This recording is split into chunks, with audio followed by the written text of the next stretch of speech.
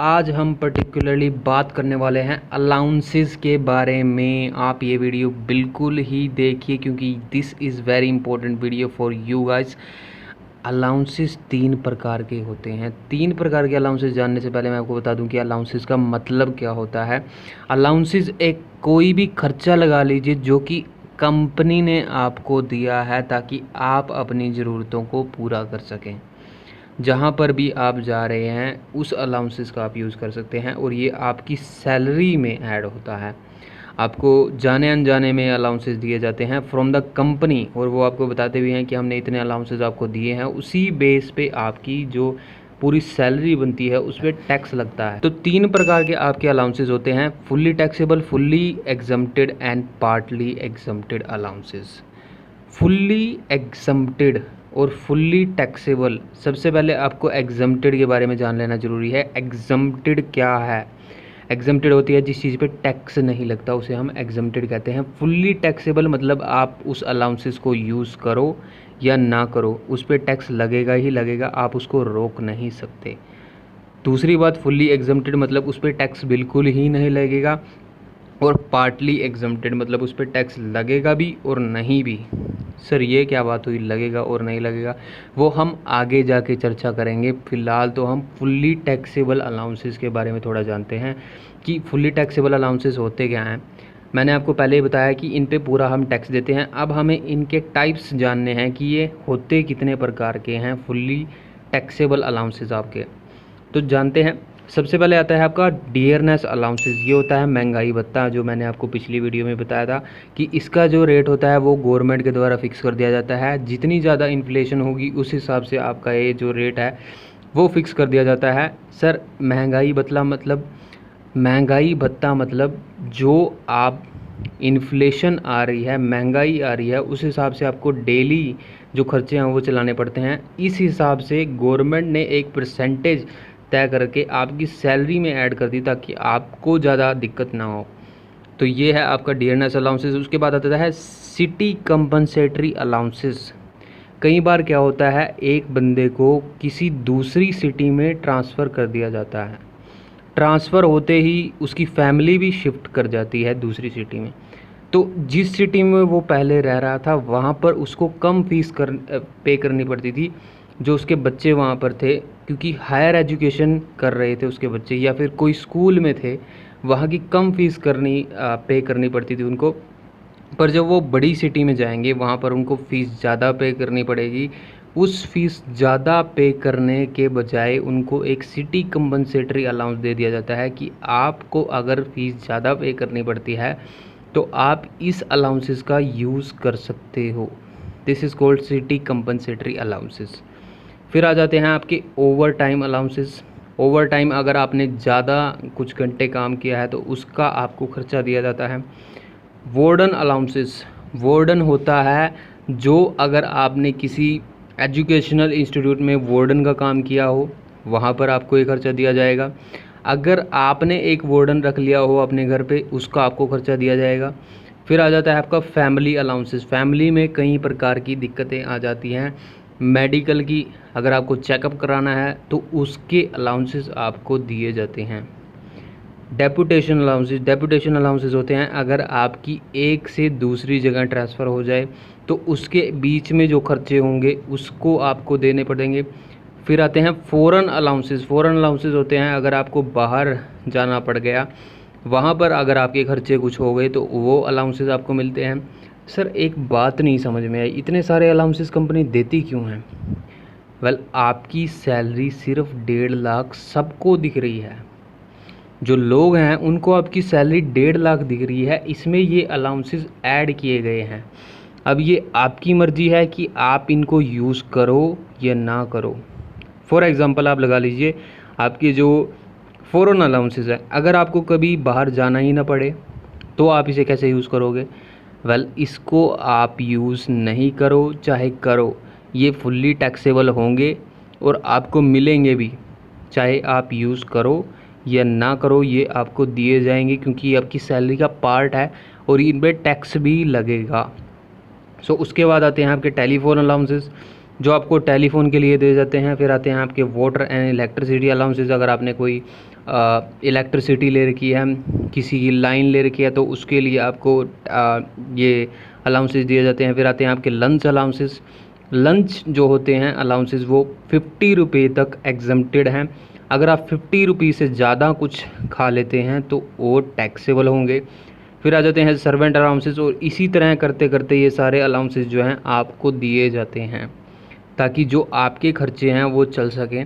अगर आप यूज़ करते हैं तो भी ठीक है, अगर नहीं यूज़ करते हैं तो भी कुछ नहीं जाता, सिर्फ इन पर टैक्स लग जाएगा एज आपकी सैलरी के लिए।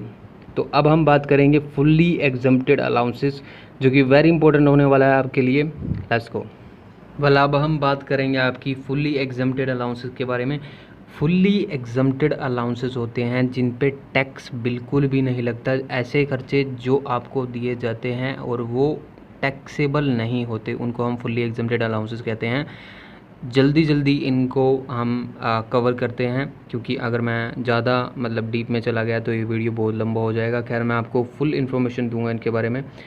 ऐसे अलाउंसेस जो फ़ौरन है, मतलब एक गवर्नमेंट एम्प्लॉई जो कि बाहर काम कर रहा है और उसको फ़ौरन अलाउंसेस दिए जा रहे हैं, वो फुल्ली एग्जम्प्ट होंगे।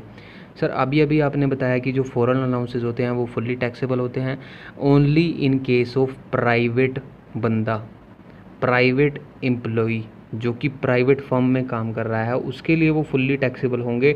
पर एक गवर्नमेंट एम्प्लॉई जो कि आउटसाइड इंडिया काम कर रहा है और उसको हम फॉरेन अलाउंसेस दे रहे हैं, तो वो फुल्ली एग्जम्प्ट होंगे। Clear? And then we just go to our second point, जो कि है आपका HRA। HRA होता है हाउस रेंट अलाउंसेस, जो कि सुप्रीम कोर्ट के जज को दिया जा रहा है। सुप्रीम कोर्ट के अगर जज को HRA मिल रहा है तो वो फुल्ली एग्जम्प्ट होगा। सर, HRA बताओगे क्या होता है? HRA होता है हाउस रेंट अलाउंसेस, मैंने पहले बताया, जो कि आपको दिया जाता है। मान लीजिए एक सुप्रीम कोर्ट का जज है जो कि मेरे स्टेट में से, यानी जो हरियाणा में मैं रहता हूँ, तो उस स्टेट में से अगर वो दिल्ली जा रहा है, क्योंकि हमारा सुप्रीम कोर्ट जो है वो दिल्ली है, अगर वो वहाँ पे जा रहा है, उसको जो रहने की सुविधा होगी वो गवर्नमेंट के द्वारा प्रोवाइड होगी, या फिर जो वहाँ पर कोई ऑर्गेनाइजेशन होगी, या फिर सुप्रीम कोर्ट के द्वारा ही वो उसे प्रोवाइड होगी। उसका जो रेंट होगा वो होगा हाउस रेंट अलाउंसेस, मतलब खर्चे, हाउस रेंट के खर्चे। इसे हम हिंदी में यही कहेंगे कि हाउस रेंट के जो खर्चे होंगे वो उसको अलॉट होंगे, ताकि वो उन खर्चों को पूरा कर सके। सर, एक बात पूछूं, अगर उसने हाउस रेंट अलाउंसेस के खर्चों को यूज़ नहीं किया, उसके अलाउंसेस ऐसे ही रखे रहे उसकी सैलरी में, तो क्या सर उनका क्या होगा? वो फुल्ली टैक्सेबल होंगे। फुल्ली टैक्सेबल, मैं आपको बता रहा हूँ, फुल्ली टैक्सेबल। आपको 3 पॉइंट याद हैं, fully taxable, fully exempt and आपके थर्ड पार्टली एग्जम्प्ट। तो आपके HRA पार्टली एग्जम्प्ट में आते हैं, वो हम आगे डिस्कस करने वाले हैं। फ़िलहाल हमें फुल्ली एग्जम्प्ट के बारे में डिस्कस करना है। खैर, मैं पहले ही बता रहा था कि मैं डीप में जा रहा हूँ। तो हम थर्ड पॉइंट पे आते हैं। थर्ड पॉइंट पे जब हम आते हैं तो अलाउंसेस गिवन टू UNO। अगर कोई भी अलाउंस आपको दिया जा रहा है, अगर अलाउंसेस दिया जा रहा है फ्रॉम UNO, तो वो भी आपके एग्जम्प्ट होंगे। फिर आ जाते हैं आपके समचुरी अलाउंसेस।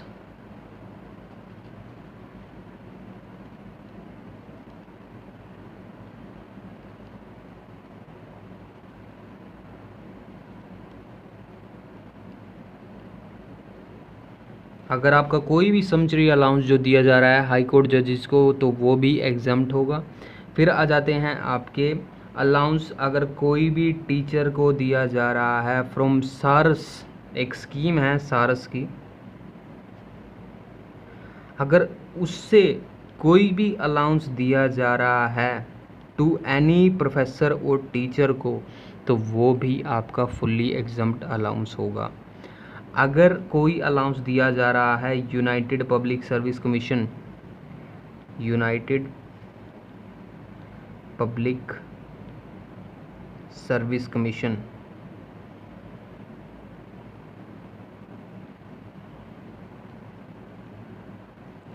अगर यूपीएससी, आपने नाम तो सुना ही होगा यूपीएससी का, उसके कोई भी मेंबर को कोई भी अलाउंसेस अलॉट हुआ तो वो फुल्ली एग्जम्प्टेड होगा, उस पर टैक्स नहीं लगेगा।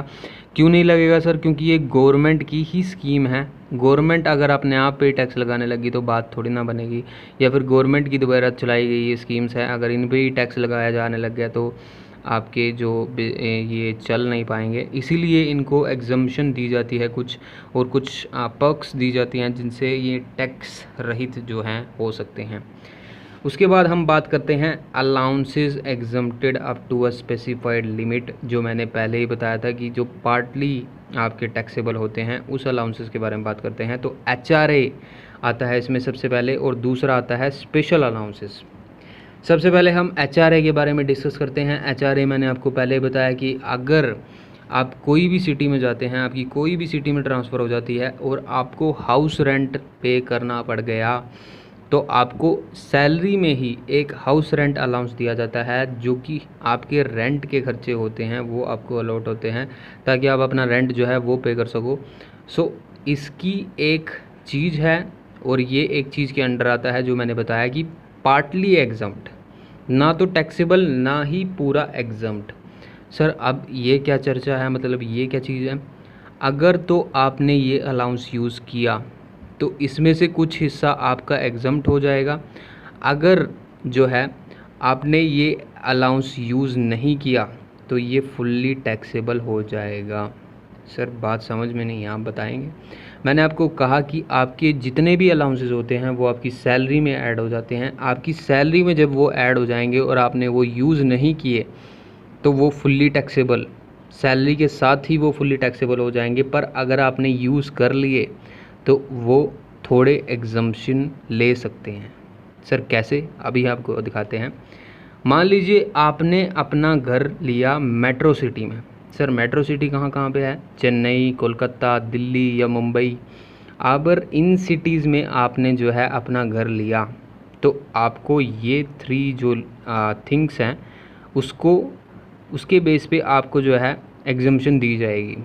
अगर आपने दूसरी सिटीज़ में जो है अपना घर लिया, या फिर आपकी कहीं पे ट्रांसफ़र होगी other than the metro city, तो आपको ये 3 कंडीशन जो है अप्लाई करनी पड़ेंगी। उसके बेस पे आपको एग्जम्पशन मिल जाएगी अपनी HRA की। तो देखते हैं सबसे पहले एक्चुअल HRA रिसीव, मतलब जो हाउस रेंट अलाउंसेस आपको रिसीव हुए हैं एक्चुअल में, आपकी सैलरी की डिटेल्स आपको मिल जाती हैं, उसमें आपके लिखे होते हैं HRA कितने हैं। तो जितने अलाउंसेस आपको रिसीव हुए हैं, एक तो वो, सेकंड चीज़ होगी rent paid minus 10% of salary. Rent paid, जितना आप रेंट दे रहे हो। सर ये भी बात होती है कि जितना हम रेंट पे करते हैं और HRA रिसीव होता है, ज़रूर होती है। अगर मान लीजिए आपको HRA रिसीव हुए 20,000 के, पर आप रेंट पे कर रहे हो 5,000 रुपये, तो वहाँ पर आपको माइनस करने पड़ते हैं 5,000 रुपये आपको यहाँ पर जो है पे करने पड़ गए, और आपको हाउस रेंट अलाउंसेस 20,000 रिसीव हो रहे हैं, तो आपको ही फ़ायदा है। फ़िलहाल rent paid minus 10% of salary होगा।